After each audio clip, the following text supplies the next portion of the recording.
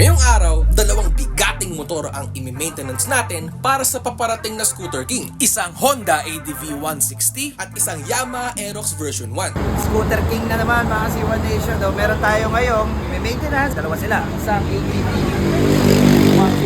160. Second bike natin is ito. Isang Aerox V1 na medyo may edad na. So yun ang gayak ngayon dito sa 01 Moto.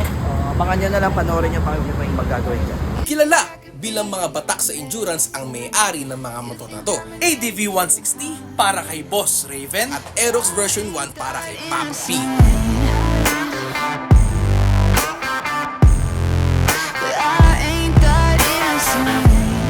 Ngayong araw, sabay nating ikukondisyon ang mga motor nila. Unahin natin itong Aerox version 1 ni Papa P. Alagang 01 Moto ang motor na to. Kaya naman umabot ito ng almost 100,000 kilometers. Ayan o, 98,577 plus 750 sa parating na Scooter King. So malapit na.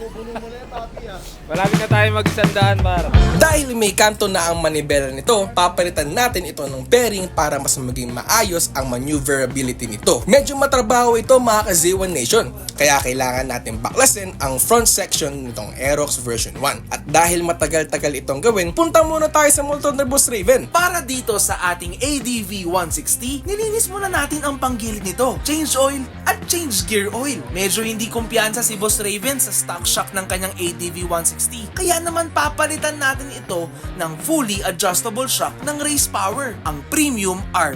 Papalitan na din natin ito ng spring para ma-maximize natin ng full potential nitong Race Power shock. Habang pinapalitan natin ng Race Power shock itong ADV 160 ni Boss Raven, balik tayo sa Aerox ni Papa P. Napalitan na natin ng bearing at naibalik na lahat ng pinaklas sa front section nitong Aerox version 1. Kaya naman smooth at hindi na nanlalaban ang manibela nito. Nalinis na rin ng ating mekaniko ang panggilid nito, kaya naman pwede nating lagyan ng CVT ng Sun Racing Spirit Philippines. Tingnan nyo naman mga ka-Z1 Nation kung gaano kapulido ang CVT ng Sun Racing. Kaya ikinabit na ito ng ating mekaniko para makapag-proceed na tayo sa next nating gagawin. Bago yan, balik tayo sa ADV 160 ni Boss Raven. Dahil nakapagpalit na tayo ng Race Power Premium R+, nirepack na din natin ang front shock nito para sa mas smooth na biyahe ngayong darating na Scooter King. After natin ma-repack ang front suspension nito, ready na ito for...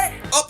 Dito muna tayo sa napakaswerteng Aerox si Papa P. Bakit kamo? Ito lang naman ang kauna-unahang motor na kakabitan ng bagong exhaust ng V-Lane. Sa sobrang bago, wala pa itong pangalan at kailangan pa natin itong gawan ng customized elbow. Kaya naman, to the rescue ang ating mga welder. Konting sukat at konting putol, natapos na rin agad ang elbow para dito sa ating bagong exhaust. At dahil all set na itong Aerox version 1 at ADV 160, ready na ito for remap. Unahin na natin itong kay Boss Raven, ang kanyang ADV 160 na naka V-Lane GP2. At ang naging resulta, Yung dati niya 15.5, 15.7. Ngayon 16.3, 16.2. Kung sa graph natin siya pagbabasihan, so makikita niyo yung difference, yung mga eyeball, yan yung mga differences niya. So kung dati ang horsepower niya sa 8,000 RPM is 12 horsepower to 12.5 horsepower. Ngayon ang horsepower na niya is 13.2 at saka 13.1. Pero binigyan natin siya ng konting lakas, kagaya nitong isa. Arangkada niya is nasa 16.2 na nga, yung dati niya is 15.5 lang doon sa na-read nating baseline. Pero syempre, after natin siya i-remap, nadagdagan siya. sunod na natin agad itong kay Papa P. Sinalang natin agad ito para malaman na natin kung anong magiging resulta ng map nito. At kahit si Boss Arch, nagulat sa naging resulta nitong Aerox version 1 ni Papa P. Ang lakas. 10 ang stock. Ilan ang napiga mo? 17.7 o meron 17.9. Kita nyo ha, siya nagsukat niya na. Consistent o, tatlong run o, 17.9 ang pinakamataas. Tapos ang stock is 15. This is Aerox B1. Ang panggilid ay Sun Racing, full system, 38mm. Setup ngayon, after remap, ang mapoproduce niya is, ayun o, 17. At dahil na-remap na ang motor ni Boss Raven at ni Papa P, Tara, sound check natin.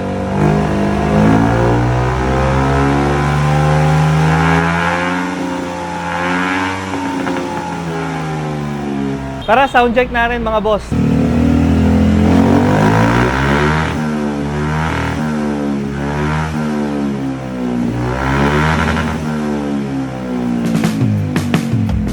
at ngayong handa gumana ang motor ni Boss Raven? At ni Papa P. Abangan nyo sila ngayong darating na RS8 Scooter King Challenge. Boss Raven here. Ako nga pala si Papa P, V-Lane exhaust user, B-Lane exhaust user, at kumasa sa hamon ng Scooter King 2024. At sa mga sasali ng RS8 Scooter King Challenge at gustong magpa-PMS ng kanilang motor, Punta na sa 01 dahil sa 01, kayo ang number 1.